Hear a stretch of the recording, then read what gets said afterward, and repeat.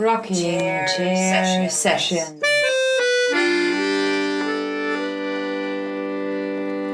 With Elisa Di Battista and Maria Teresa Barber.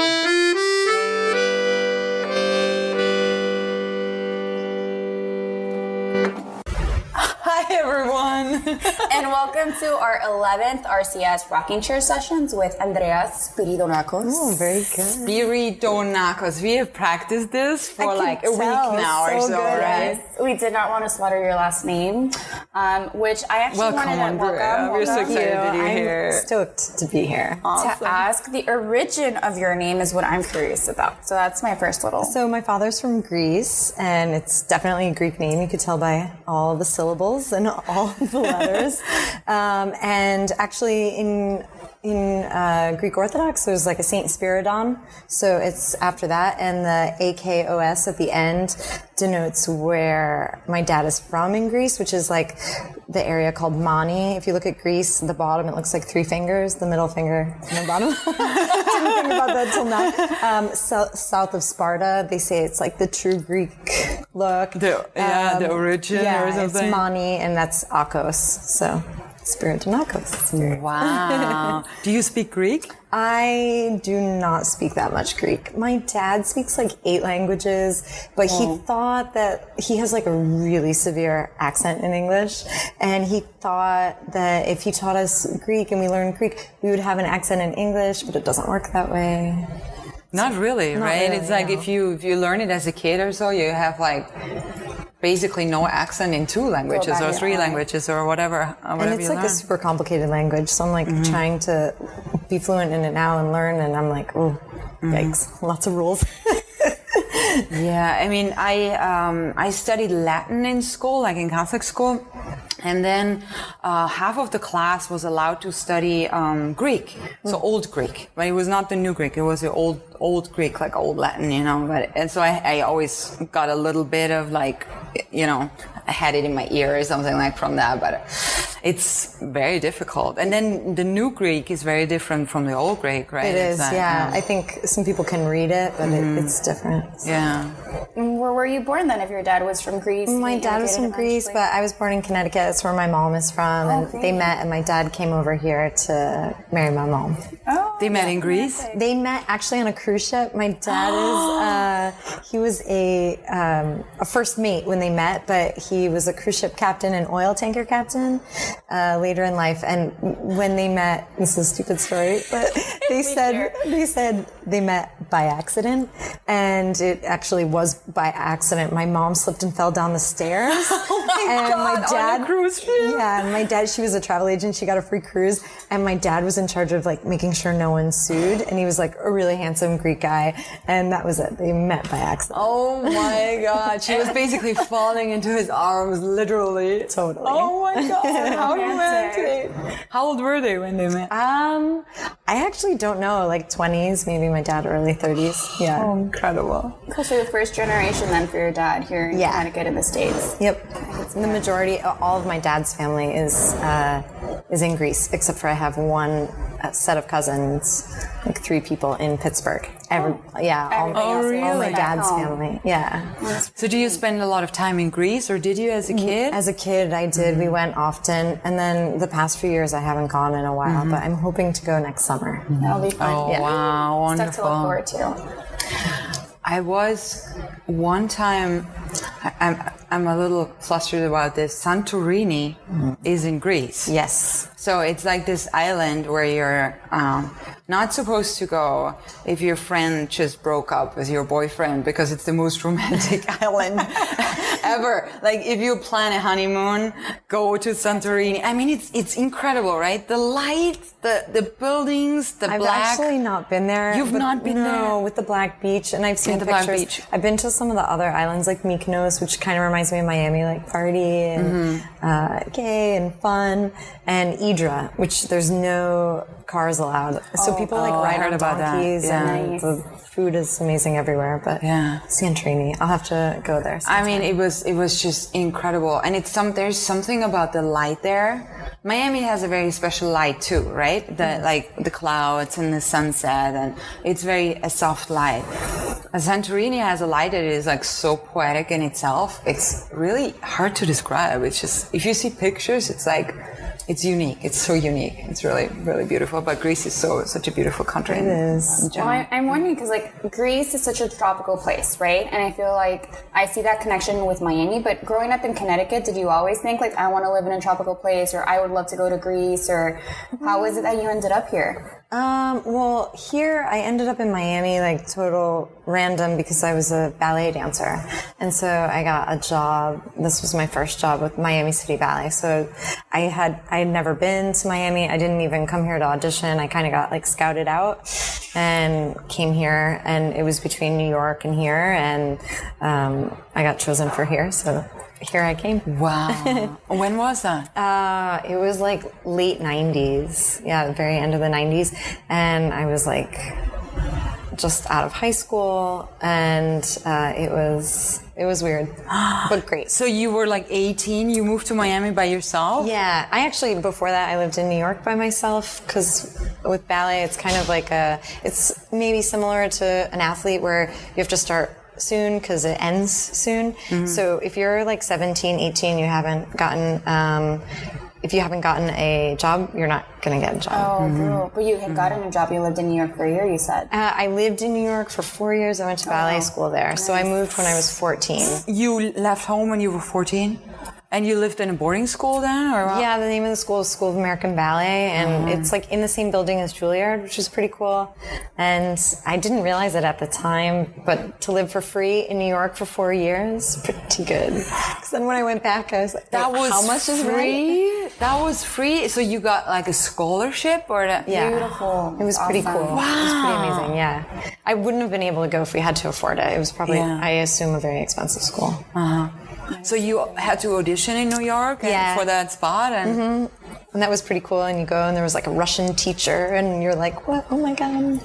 Did you know from an early age you wanted to be in the arts? Like you decided that you wanted to be in ballet for example? Yeah, it's so dumb. I was in the Girl Scouts, and I saw like a Nutcracker, and I hate saying the story, but that's how I saw it. I love the Nutcracker. I know, but as a professional, oh my God, you hate the Nutcracker because you have to do like literally thousands of them. again. Yeah. But I like was desperate to be a ballet dancer. So I started when I was 10, which is kind of late, but I was like addicted, like 6 days a week, like hardcore. Train, ramping out to New York. Yeah. Wow.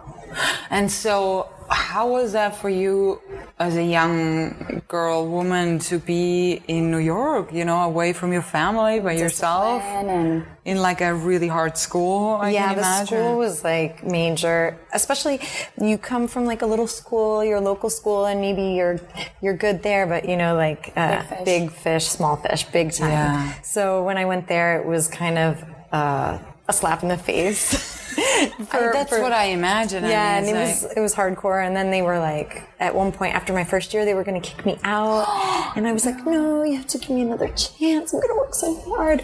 And I was they like, wanted to kick you out because of your dancing or because of the school? No, because of I was really tight in my hips. I grew like 12 inches in one summer. There's all these stupid stories. I grew like 10 inches in 2 months. And after that, my body was like all crazy. I was like tight muscles and long bones. So the muscles hadn't caught up. So I had like kind of tight hips, and that's like a necessity for ballet. Yeah. So I like stretched like incessantly, and I was like obsessed. And they kept me, and then eventually I got like a lead in the workshop at the end of the year, and that's how I got scouted out to come to Miami. So great. Wow. Never give That's up. incredible. Like just definitely. Just this idea, you know, that you were like so young and you know what you want to do, and you do like really everything. You leave your family, you know, you go to this major city by yourself, and you're just really, for me, that's so much inner strength also, you know, to kind of like. I think ballet the majority of people are like that in ballet. Like, I don't think you would stay with it if you weren't already like that, because it's super regimented and perfectionist, and people are really negative about themselves, and the teachers are negative, but it's all to get better. It's not like this nurturing, loving, everybody feel good. It's very demanding. Very demanding. And, if you have like a problem like I had that you have to overcome, like some people, maybe their bodies, I had a nice shape, but then I was tight. So some people, they have the looseness, but they don't have a good shape, and they're always stressed about that, which I can't imagine as a young kid. But there were people who came from Japan in my school, so they were like really far away. For me, it was just like 3 hours. So it was perfect. It was good enough, far enough to get away, but close enough that I could see them if I needed to. And then how was your experience when you moved down to Miami? I mean, with like I guess multiplicity in language, you have that in New York, but like just like the tropicalness. Yeah, and you don't have that type of, like, people really spoke Spanish down here, especially like Lincoln Road was just finished, and it was, people did not really speak English, and I did not speak Spanish, and my mom was like, where are you moving to? But it was the most beautiful place on earth. I like couldn't handle it. I was like, oh my God, look at the beach. And I felt I loved how the mixture of nature and city, which New York does not really have other than the parks. I feel like to see the sunset every day and stuff like that, it's pretty special. The clouds, totally. All those colors, the pinks and the purples and the oranges are quite magical. Yeah, definitely. So you were dancing for the state ballet? Miami City Ballet. The Miami City Ballet, which is still like going very strong. Very it has strong. Such a good reputation. Yeah. Did it already have that strong reputation It back already then? had a great reputation, but it definitely got stronger as I was with the company. Tours that we had gone on and ballets that we had acquired and stuff like that. And then we started getting reviewed by the New York Times and stuff. And then it became like, oh, what? How many years did you dance for? For them, I was there for 10 or a little over 10. 10 years? Yeah. When did you decide, I want to try something new, or maybe I'd like to... Well, I was kind of like going through a breakup, and that was part of the reason. And then I was like, I want to be in Miami, I want to be in New York, where all the people are. And then we ended up getting back together, and then it was like a mess. But then we broke up, and then I was in New York, so it was great. That is often what happens. I just spoke to a friend of mine yesterday too, and she was decided to stay in Washington after grad school, and then had a breakup, and now she's actually probably moving to Sarasota to work at Ringling. Sometimes you need that, like a relationship ends, and you kind of feel like you need to kind of discover another side of you, or have like a little bit of freedom to kind of explore more options or something like that, right? And I went to another ballet company, like Christopher Wheeldon. He's a big choreographer in the dance world, and he started his own company called Morphosis, which was pretty cool. It was like 16 dancers from like around the world, and we met in New York and rehearsed, and then went to like Amsterdam and performed, and then we head off, and then we'd meet up again. And that was very rare in the dance world, where it wasn't like 6 days a week, every day, living only that. You could have like side things. Yeah, but then the company folded, and I was like, oh, and I did a Broadway show, a tour, and I didn't like it at all. You told me about that because I was like, oh, she's a Broadway star, she was like dancing for Broadway, and I was like, oh my God, that must have been so exciting. And then she was like, no. Some people love it, and I have friends that have been in like Phantom of the Opera for years, but you're literally doing like the exact same thing. Not kind of the exact same thing. Like people go to an office job and they go, oh, I do the same thing every day. No, you're literally doing the same thing every day. Like at 9:13, you pass the same person backstage, because it's all super regimented that you have to be, choreographed. Even the backstage, like you have to put on the left pant leg first. If it's a quick change, like I had a crazy quick change, it was like 35 seconds, and then I had to go out as a ballerina alone. They had to change a wig, and the first time we did it in the dress rehearsal, the wig came flying off onto the ground. The first turn I did, and I was like, oh hell, this is gonna be different, because then you're stressed about other things than just your dancing, whereas in ballet it was obviously just that, but it became all these other things, and then like I said, the repetition of the same thing. So then I started fashion. That was when you, that was You mentioned when you... side projects. I'm like, ooh, what were these side projects? Yeah. Oh, okay. Fashion, always. So making clothes for myself for like galas or weddings or something, or for friends. And then at a certain point, you're like, wait, I wanted to know how to make jackets, especially tailoring. And that is not something you could really like wing or figure out, or at least I couldn't. And like, to have the inside of your piece not look like Frankenstein, and like how to do it properly and stuff. So then I realized in order to take some of those classes, I had already taken night classes when I was dancing in New York, and then at FIT. And then in order to take some of those classes, you had to join full time. And so I was like, oh, just delve in. Yeah. So when did you officially start, I guess, delving into? 2014 when I got back from tour. Yeah. So that's still very new. Yeah. Yes. This whole like career change has happened like only a couple of years ago. Yeah, and so it's kind of like how I was with ballet, like all or nothing. So it's kind of like all I do right now. Yeah, and you have a studio also in the bakehouse downstairs. The studio number is 19.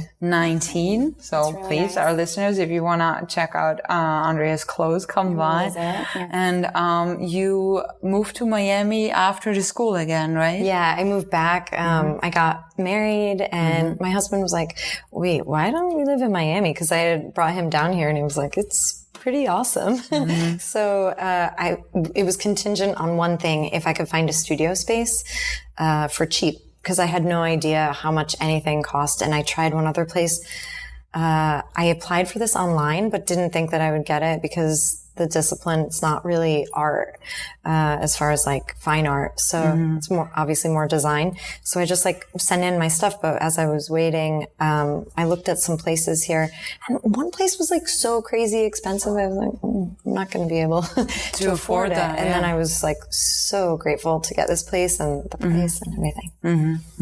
I do see the similarities between, I would say, fashion design and fine arts. And like, I mean, you have your elements of art, principles of design. There's all, shape, form, line, all these things that kind of sort of, they're fluid between one and the other. Yeah, right. Unbalance, patterns, repetition. Definitely all of those things you learn about. And I remember like, I'm probably not supposed to say that because I was in that show, but my favorite show at the Bakehouse still during my time was a show that Mindy Solomon curated. That's a show called Recently Acquired for our listeners. That's a bakehouse kind of, how do you say that? Yearly Bakehouse tradition. standard, or like Initiation. Yeah, that the new artists at the Bakehouse can show their work in a group exhibition. Like they stay longer than a year. Like from one year. Poor Elisa never got to be in the show because she left too soon, right? It's okay. Maybe you come back at some point. But so Mindy curated this really great show with like 10 artists, or there were quite a bit of artists. I think it was 10, and it seemed like pretty random, but it pulled together. And she pulled it together, and she put this piece in. It was on a mannequin, right? And it was like this top and I don't know, was it like it's like a skirt or top and skirt? They're like layered, so multiple like layered a dress, but it doesn't look like it. Yeah, that was something I made right after school before moving back to Miami, and I won this like competition at school. Oh, I wanted to mention that. I saw it on your website. Yeah, I won this like YMA fashion scholarship, and you get $5,000, but it has to be applied towards like education. I was leaving, and so I got into this thing that it's called the Arts of Fashion, and it happens twice a year in Paris, and it was pretty exceptional because I didn't know what I was getting into, and they taught in English, but you had to incorporate some of the haute couture techniques. So one of the deals was that you had to have fabric pleated by this Maison Lagnon, and they're like this old salon that still does the pleats, like they do everybody's crazy pleats, and they did ours for a charge. Nice. A hefty charge, but then you had to create something with these pleated pieces that you commissioned, and it was pretty amazing. That was the piece that was in the Recently Acquired. It's just incredible, the texture of that, especially the top. I remember. Did you use this? Is that the piece that Elisa used for the? Yes. Yeah. So our Exactly. listeners also know how it looks. It's Our preview. but the shape is just incredible that I they picked put it into this. specifically. I love that shape. I saw this square pleat and it was the only one like it. It's all cubes. Yes. And if you look at the underneath side, I still have some extra fabric. If you look at the underneath side, it's all points. So it could have been used either way, but I just love it. It's so the geometric. cubes, yeah. Sculptural. definitely And sculptural. I mean, I don't know if it's the language or my not existent knowledge in fashion.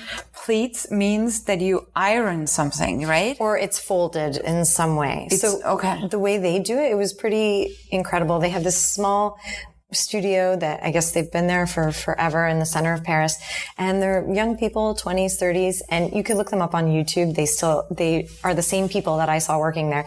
And they have all these, folded paper, I don't know, 2-ply papers. I wish I could come up with a better term for it. Examples? They're folded, they're the mold that they use to make the pleat. So one is incrementally smaller than the other and it fits inside. So they stretch one out and then they put your fabric on top and they stretch the smaller one out and they put these, big, heavy iron weights on it and close it up and fold the fabric up and then wrap it and they bake it in an oven. They bake the fabric. Yeah, they have like a room that's an oven. They just shut the door and turn it up and take it out. And they put some chemicals on it or don't some think kind so. of like, no, they just heat it up and It's that just stays with like heat. that. Yeah. Which is kind of like that's what you do with ironing, right? Exactly. So it's kind of like this idea of kiln. heat that, So it's like the fabric is green and you have to like cook it to make it that Yeah, and if there's any Incredible. type of, if it's a pure fabric like wool or silk, the pleats will come undone if you dry clean them. But so that's why they ask if you have a slight bit of polyester or lurex, which is what I had that had a metallic shine to it, it'll stay forever. It's that little bit of plastic or whatever. Yep. Materials, you see the importance of selection. It's okay. And that was like incredible Across to the know how they had to do it, and to like the effort that goes into just making the fabric, just making the starting point, Exactly. and then from what you can play of. Exactly. How was that experience in Paris? It was like amazing, and it actually was great to do right out of school because FIT is a little bit regimented. Like it's so technical, but as far as like creativity, you are allowed creativity, but it's like at the end, and you've got so many other words in your head. No, you shouldn't do that, or someone won't buy that, or and then to go to Paris, and it was really about the art of it and what you can do to the body. And for me, it opened my whole world up to textile. And I feel like that for fashion, anyone who's listening that's interested in fashion, I think that textile is really the way of the future. Because anyone could copy a shape. Like if I'm really vague on my website, I haven't put many pictures up on purpose because until I launch, I don't want someone to appropriate my stuff. So, that you're not able to copyright really because it's not a design feature, but textile you are, and it's a great way of being super creative. Well, you hear them, I guess, going more towards the commercial aspect, that there are certain companies that make certain fashionable items more affordable by copying more higher end, and then people get into lawsuits, etc. So you do see that, I guess, a rise. It's a rough field that you're in, and it could right? water down a higher brand. It could actually cost the higher brand money if there's like a cheaper lookalike version out there. It's never going to be exactly the same, but the fact that it dilutes the brand is enough to make you not want to do that. Yeah. And so something else I wanted to ask, I'm as I said, I'm not fashion experienced as much as I would like to be, but I know that obviously like you have museums like the Metropolitan Museum of Art doing annual showcases of the history of fashion and fibers and designers. And so to me, did you ever get to go to those shows when you were at FIT? Yeah, and I go every year. Like I'm going to go this year to see the new Comme des Garçons one. Yeah, she's pretty amazing. I go every year whenever the Met has a Costume Institute new opening. It's pretty amazing. And actually FIT has a really great museum. It's one of the best like fashion and costume. I guess it's like the Costume Institute Museum, and they have. I took a class in history there, and it was amazing to see like fashion and history, to be able to touch these like old garments from the 1800s and see how they're constructed on the inside and stuff like that. But yes, I always go. Yeah, because I feel it bridges that. It bridges the fine arts with the fashion design, because I do feel that they are correlated. Like they do have a relationship that you can't just say, oh, one's not related to the other. It's like I know, it's you still graduate design, with a it's still art. BFA in fashion. I'm like, well, There you so go. strong. Yeah, there are more and more museums. I feel like fashion gets more and more included also in museum shows. I know the NSU Museum had fashion. Do you call them fashion costumes on view, or fashion like clothes? Yeah, or I guess you would say, or fashions, or I guess. yeah, you could and say also the costumes as well. Young Museum in San Francisco had a very, very big show, but I don't remember. I'm not sure which that one is, and I gotta look that up. It was a very, very, one of the most prominent guy fashion designer, but I don't remember the name anymore. Was it Alexander McQueen? No, I don't think so. I think it was an I was Italian so one. sad I missed his show. And That was amazing. Like the Amazing. San Francisco show was the line also. was so long. We were exhausted. But I also have to say, when I saw the show in San Francisco, with the technical aspects that they're getting better and better, they had like almost kind of robotic features where they had like a video screened on these faces. It was that were- Gautier? Was it Gautier? Gautier. Yeah. That He had the faces and it talked, and it looked like the mannequins were under a talking. fabric, and then they had the video projection on the face. Yes. And it was just curated also so well, and I think it really bridged more, this gap that a lot of people still see between fashion and fine arts, right? Definitely. How is your experience with that? Especially here, you're, in a Yeah, I feel a little funny at surrounded by first. fine artists, But I think that there's a difference between like fashion and clothing. Yeah. Like clothing. I was about to say that. I feel like you're definitely like fashion, fine arts. Like you're more towards that end. I love like sculptural pieces. So for me, I think, I was always like maybe a little worried when I first came, like, oh, am I going to get kicked out? Cause I'm the only one doing anything like of the type. But, everyone said, no, it's sculptural or it's visual, It's very visual. So, I love it. I think that it's interesting being here, being around so many like painters and sculptors, and it's great to be influenced by things like that. And I actually don't look at any fashion stuff right now. I do not look at it online, or I try not to look in print, because you have no idea how simple, like what an easy way you can get, starting, how would I say it? like you get influenced by it, yes, or you without even knowing it. You're like, oh, I like that collar, and what if you did this? And then before you know it, you're working on that. And you're like, oh wait, that's not me. Yeah. Who are you inspired by? Who are the artists that you are looking up to, or that you're interested in? Yeah, I'm really interested. I try to get inspired by artists like painters, especially anyone who's like very textural in their painting. I love when I can see the brush strokes, or I could see it coming off the work and the layers of paint. I love that. I'm planning on doing my next collection loosely based off this artist Brian Rutenberg. He's in the States, I think maybe North Carolina. And I saw one of his pieces during Art Basel, and it was just like this giant piece that I just wanted to swim in. You ever see a painting that you just want to dive into? And If touching, you're not supposed to. Yes, exactly. My nose was so close. I'm like, they're going to yell at me. But I thought, if I had 30 grand, I would definitely buy this painting. But if I had 30 grand, a lot of things would be better. So, I like to be inspired by that, and also nature, and any type of like a textile artist. Sheila Hicks is someone, she's done like huge, massive installations with fiber and yarn and stuff like that. I love seeing how that could be put into fashion design or textile design. I don't know why I have Louise Bourgeois in my mind. Totally. Did she work with textile a lot too? I don't know. Or is it just like the sculptural? Somehow you you bring that up for me also, her work in a way. This more maybe the sculptural elements or the textural There's and a fluidity. sensual. Yeah. There is something very kinetic or sensual about her work also that reminds Definitely. me of I love her work, and I have a bunch of it saved in a little folder for inspiration on my desktop. Yeah. It's funny, like what can inspire you. You don't really, you don't really know. It's not always the same thing, but I try not to be inspired or influenced by fashion designers.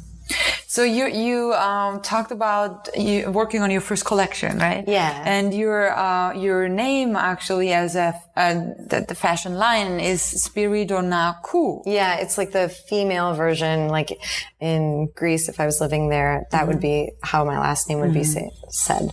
So it's like a way rather than just putting my name. Yeah. At least seems a little different to me, and then that's why I used it. And so when is your first collection gonna come out, or how is that, you know, how do you do that? Yeah, it's definitely currently in the works, and I'm hoping to show like my first, it's going to be a capsule collection. So I think it's going to be like 10 looks, maybe 18 pieces, to different buyers, hopefully like at the end of the summer, early September. So the way it works, it's like you show it then for it to be sold in February. So if they order anything, then I make copies, you know, pieces of that. But one of the things that I hope it doesn't hold me back, for me, I think it's like a cool idea, but we'll see what they think, is that most of the pieces, if not all, are numbered. In a way, kind of like a photographer's limited edition prints or something like that. So maybe I'm number 5. You get a jacket that's number 5 of 15, and then you know that's it for that. The closed edition. Yeah, and so that way, like if most pieces have like a hand element to them, if they're embroidered or something like that, felted, for instance, I want to do a collection all with felt. Two won't exactly be the Identical. same. Yeah, so and therefore the numbering I think could be kind of a cool aspect. Is the plan also that you're gonna do like a runway show or something like that, or is that eventually it's definitely on my radar. I just think that you have to have you have to have more than maybe more than 10 pieces, or you have to have more money to put that together, right? I mean, it's like incredibly expensive. You have to do it where someone's gonna see it, and so like it would probably be New York or something like that. But then you have to have the PR for people to show up. Yes, exactly. So we'll see. Right now I'm like trying to start organically and see how it grows that way. But that is something, and also like a performance aspect to it. Because of my dance background, it would be cool to see people dancing in your outfits for sure. Yeah, even if it wasn't necessarily ballet, actually, probably not, but some type of, exactly. I got to see this pretty cool, runway show it was for Givenchy, and it was on September 11th, and it was a couple of years ago in New York, and it was with Marina Abramovich. Yeah. And it was pretty amazing to be there as the sun was setting, and they had, the synergy of all of it. Did you see that as well? No, I didn't, but I heard of it. Yeah, it was pretty, it was a great way to just like transform the clothes, like what was going on the sides, and people pouring water on themselves and whatever the inspiration was for them. But it definitely added to the runway aspect. And I feel like the runway shows are such performative actions also, like it is performance art, right? Especially now that, I mean, they are just thinking so far out of the box now with runway shows, right? Like the way that they walk through the audience, or the way that, I remember in the film, was it Dior, Dior and I? The young fashion designer that took over. Did he take over Dior? Yes, and he's already left. But he put this show together where they had like, I don't know how many thousands and thousands of flowers like everywhere, you know, and it was such a performance piece as well. It's not just a runway show anymore. Definitely. There's definitely scenery. There's a whole, I mean, it really is like putting on a 10-minute play, basically, with many hours of work, you know, in the design aspect, and then it's over just like that. Is there, like, when we think about, I think about your collection as I probably would think about a solo exhibition or something like that. Definitely. You have to have a certain amount of pieces, they have to be cohesive, matchy, but they have to somehow have a conversation or some type of... Is there like an overarching theme to the collection? Is there like, there something that... The theme, I guess, would be definitely for me, I don't know if it's like obvious to other people. We'll see when all the pieces are finished and put together. But how to mix like smoothness and then have it ruptured in some way. So some of the pieces would be like smooth tailored coats that have like rips through them, and there's like many layers underneath, or a piece that has like pieces coming out to make it sculptural in some way. We'll see if that if that translates. A lot of people do things that are less conceptual and maybe more obvious, like this was about, Native American peoples or something like that. And then you can see it maybe more obvious. It could be more literal, but I think my stuff is a little bit maybe more abstracted. Yes. I feel like you're interested in the material, and that's another reason I'm like, can we invite her? Because I do think that you think as an artist, as not a clothing maker, but as a fashion design artist. Like that's how you visualize things. Like I could picture your runway show, if you do have a runway show, not being, they're just people wearing clothes, but they're people that are showing these sculptural artworks, pieces going down a certain space. Like they're showing the art itself and not necessarily just like, it's people in clothes. Definitely. Again, there's a difference. Definitely. I see like the sculptural aspect in fabric, and that's when you said material choice is so important. Oh my God.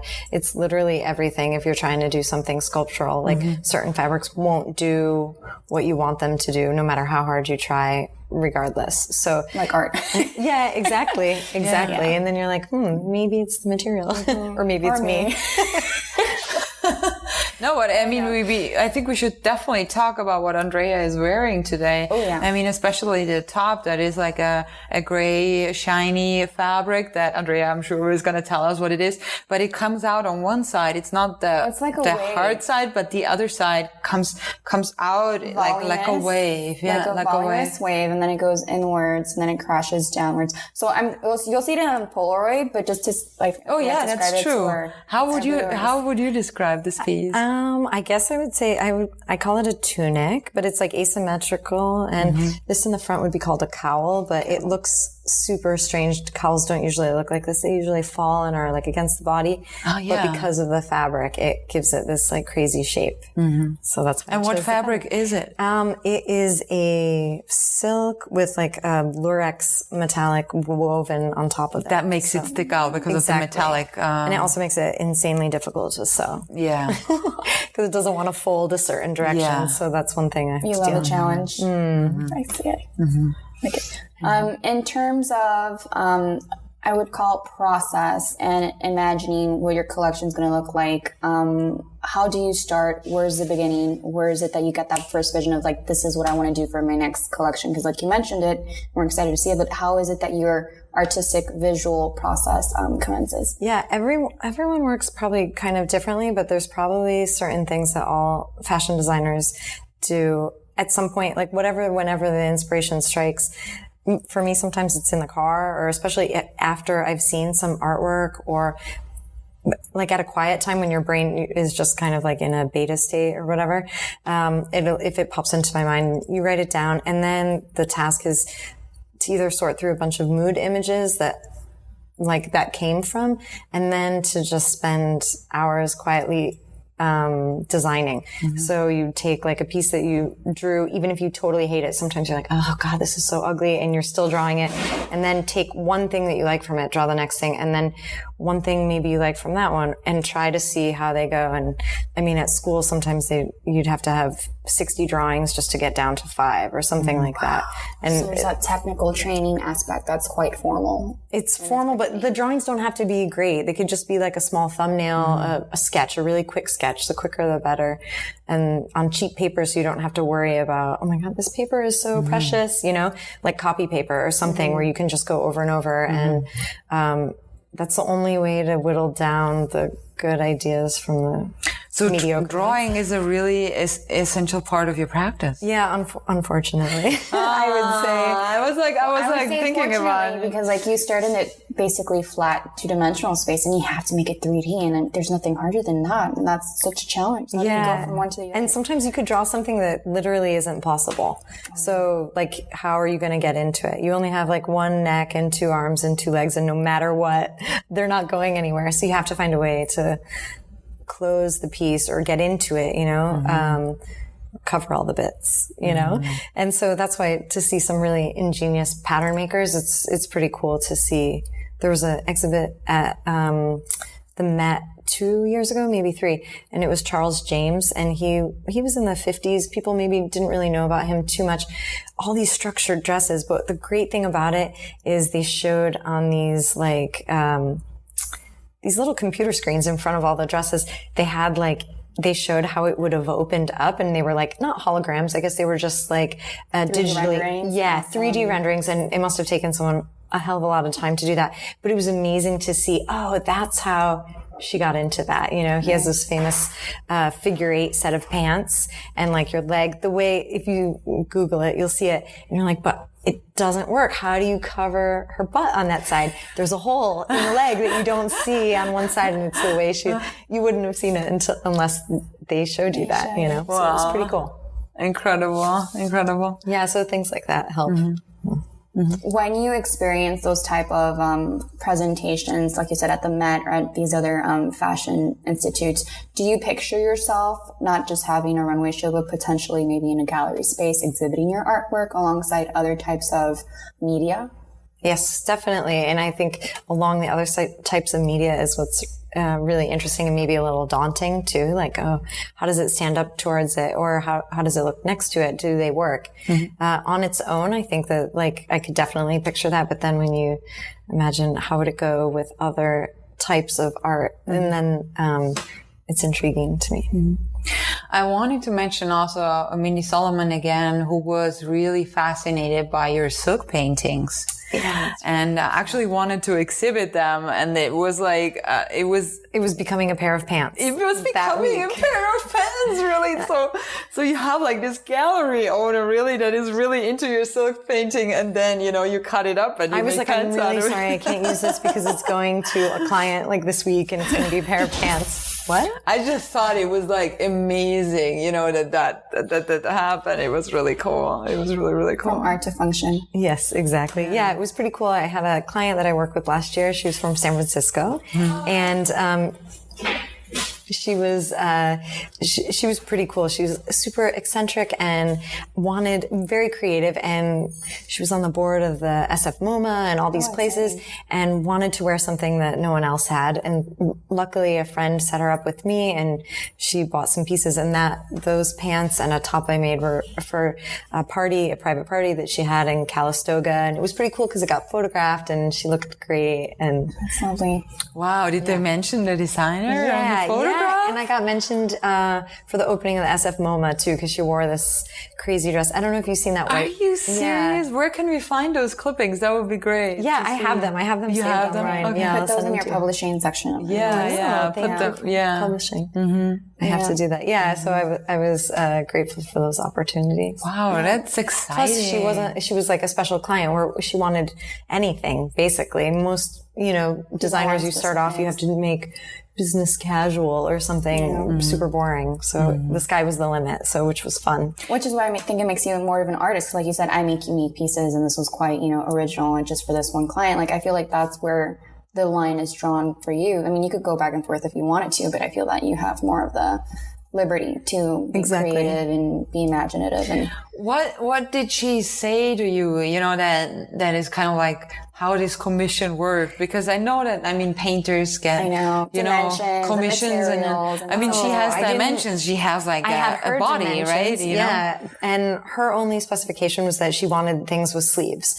So anything that I literally was just out of school, so I showed her, I didn't know what to show her. And I was like, okay, there's this really great woman, this opportunity. And so I just brought like all these crazy pieces that I had, and my portfolio for school, like for art class, that had like these creations that I wasn't even sure they could be made, basically, And she was like, oh, I love that, or something like that. And then I was like, oh, damn, now I gotta make it. Now I gotta figure it out. Oh, you didn't even make it for school. You just designed it. Some of them, they were just drawings. And then I just sent her, she was like, okay, come up with some stuff. And I sent her, I think, 5 drawings, and she picked 4 of them, or 6 drawings, and she picked 5. And that was what it was. nice. Wow. Yeah, and they can't, now thinking about it, they can't be replicated, because if I even tried to make that fabric again, the one that you said for Mindy Solomon, I never scanned it or anything, which, thinking about it now, that would have been a good idea, just to have it if I ever wanted to digitally reproduce it or manipulate it in some way. That was a painting. I mean, that was a unique painting. Yeah. You can't do that again. You know, it's Gone. like, yeah. Well, not gone, but Not gone. It depends. Exactly. You know, it depends. You know, it's like, yeah, it was just so cool. And did you fly over to San Francisco to meet her, or was she here? she was here for Art Basel. Her and her husband are huge modern art collectors. Oh, cool. So yeah, and then a friend of mine knew her, actually a friend that I used to dance with here in Miami. Mm-hmm. She actually is now a Pilates teacher in San Francisco and works with this woman, and showed her my Instagram account or something totally ridiculous. And she was like, "Oh, I love your work. We should meet up sometime." I'm like, "Oh, if you're going to be there for Art Basel, come on over." And that's how it all happened. So Incredible how that works sometimes. yeah, right? it was pretty amazing. Yeah. And it was able to afford me to, exist my first year, at least my studio and materials, food, maybe not so much. Yeah. We're all kind of emerging artists here, right? Starting and trying to wiggle but our you can way see how through. it'll work out, you know? Just like, Yeah. That could make it happen, right? If you get a couple of those commissions, or if people are interested in your new collection, then that makes it possible. Exactly. Right? I had a good friend that said, "There's no such thing as luck. It's when opportunity and hard work cross paths." Yeah. And it's true. It's like if you give up or if you stop working, and then the opportunity comes and goes, you know, Yeah. You'll be prepared. Yeah. You don't know where they'll meet up. Maybe it's way down the road, or maybe it's closer, but you know. I wanted to ask you again about the bakehouse and opportunities. We had a couple of artists already come in, who are at the bakehouse right now, and also one, Ernesto Kunde, who already left, but said he had, several opportunities, or learned a lot of stuff through the bakehouse, or got contacts, or how is that for you? Because you're definitely like one of a kind here, and we're all one of a kind. We're all one of a kind. That's true. But in your medium, I know what you're saying. In your medium. Interesting that you say that. Like today I actually had a meeting. It looks like I'm going to have a joint exhibition in the smaller space here at the Swenson Gallery in like November. Oh, that's exciting. Wow, that's amazing. Yeah, that's with really another cool. fashion designer. She's young and she's based out of Doha. And I have no idea how our pieces are going to match. Do you know her together. name? Yes, Sadia Khabib, I think. I'm not sure of her last name, but Sadia. And Bibi has worked with her in the past when she was over there. And so it'll be interesting to see how the pieces are going to merge. But I'm hoping that we don't see any of each other's work until then. And that the curator is the one who organizes it all and steers us, without telling us to. I'll have to go to that opening. That's exciting. So November until January. So it's pretty cool. Great. It'll be That's the Basel show? Well, it's like in the smaller gallery, but still, it's the Basel show. So far, that's a tentative dates. But that'll be a great opportunity for me just to be able to, what I'm hoping to do, we'll see how many pieces they want or can fit in the space or whatever. But it's a pretty decent sized space. Yeah. And I think a great opportunity, but I'm interested in, making something for the fall collection of 2018. So that's where that Brian Rutenberg has come in, and I want to just do all these series of crazy felted pieces and then I don't know. We'll see how it goes, but transparencies with silk and felt and string in between. We'll see. I know that sounds crazy. No, it sounds exciting. But, if the pieces are finished or if I think it's like worth it, I might try to enter it. There's this competition in France called IRS, and they also have a photography exhibit. It's like a fashion photography competition, and it's probably hard for any American to like bridge into that world over there in France, but it would be cool just to, you have to send one piece in to them. So I'll already be working on the pieces, and it would be cool just to, force me to do all that kind of work. Yeah, because that's kind of like what in our world would be like to apply for an exhibition or something like that, so that's for you. I imagine it's much harder to find those opportunities, right? Yeah. And you'd be surprised. There's many more when you're a student, and the second you're out of school, they dry up. So there's a lot of opportunities for scholarships for, competitions like this or exhibitions, but you have no time. And then once you have the time, the opportunities kind of dry up. So this would be for someone who's like in their first first year. So I think it's something, and especially if I'm doing something where I could go out of the box and I don't have to worry, like it'll be cool to be able to exhibit and not think, would someone like to buy this? Or would someone like to show this in their store? Would it fit next to the other offerings that they have? So it'll be kind of fun for me. Would you ever consider working for another label? I would. I definitely would.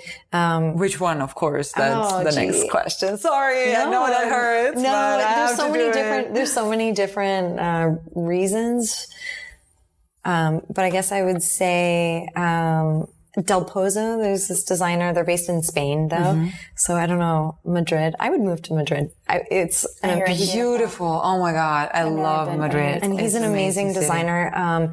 He was an architect before, and the pieces are just really whimsical and fun. People that are out of their field studying something else, and then just the So way you interesting envision how the that world is happens. completely different. Which to you makes sense. You were a ballerina, and then fluid movement, and that's what I feel in your artwork, like this fluidity. It's all about movement in your work as well. It's not still. It's so not interesting. stagnant. Yeah, it's completely dynamic. Thank you. That's a huge compliment. I don't know how it happened, but we are already at the end of our interview. What? It's like, yeah, I know.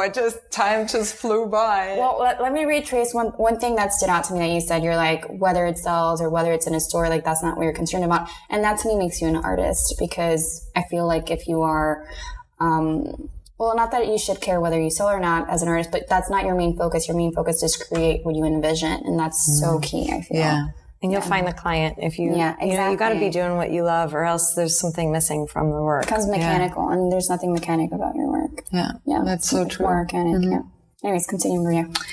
All right, so we've come to our final question, So much to which is, you've been sitting in a magical rocking chair, and what would be the 3 wishes that you would like to have come true For my career, just like for in general. in general, you as a person, you as a fashion designer, you as a human being, as Jenna would say. Yes. Let's see. Oh my gosh, that's tough. I guess I would say happiness, whatever I know that comes will generate that. Health and love. Wow. Those are good. You're happily married, and we wish you both health. And those are great wishes. You know what that reminds me of? There was this author, Liebe, Glaube, Hoffnung, Love, Faith, and Hope. I can't say Who that. was that? Liebe, Glaube, Hoffnung. I can't say that. That reminded me of We'll that. remember. We will have to. Hoffman? I'm not sure. One of our listeners is gonna know. But, Thank you Andrea. for being our 11th invitee. Thank you RCS. for having Thank you me. so much. And you're our first fashion designer. We have another fashion designer coming up. But you're our We are first very one. excited about, but you are our first one. And Thank you. It was very special to talk to you about your work. Locally Same here, based here in same Miami, here. Florida. We love that. Yeah. And thanks again to our listeners. Thanks so much for checking us out again. And we'll be back next week with Our 12 session. our 12 sessions and artist Lauren Shapiro. Yes, ceramics ceramicist. artist. And if you're interested in checking out Andrea's work, link onto our website. You could click her website from our site. Yeah. Alrighty. Bye, guys. everybody. Have a good night. Bye.